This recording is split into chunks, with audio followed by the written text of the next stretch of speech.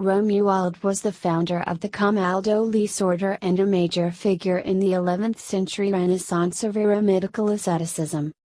Romuald was born in Ravenna, in northeastern Italy, to the aristocratic Onesti family. His father was Sergius degli Onesti and his mother was Traversa Uri. As a youth, according to early accounts, Romuald indulged in the pleasures and sins of the world common to a 10th century nobleman.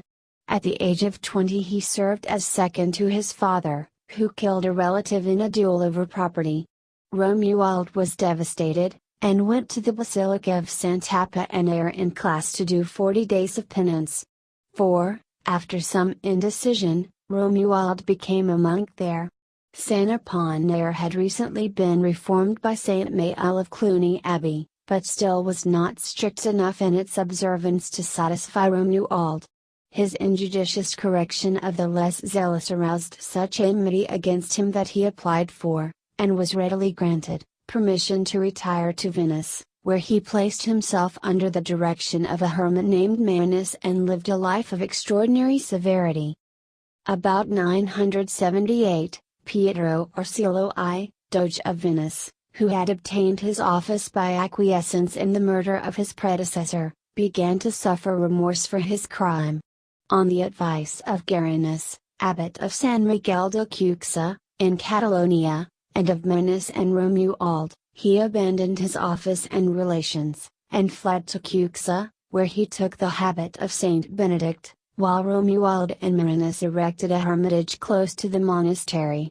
Romuald lived there for about 10 years, taking advantage of the library of Cuxa to refine his ideas regarding monasticism.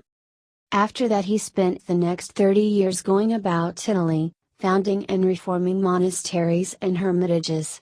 His reputation being known to advisors of the Holy Roman Emperor Otto III, Romuald was persuaded by him to take the vacant office of abbot at Sant'Apollinare to help bring about a more dedicated way of life there.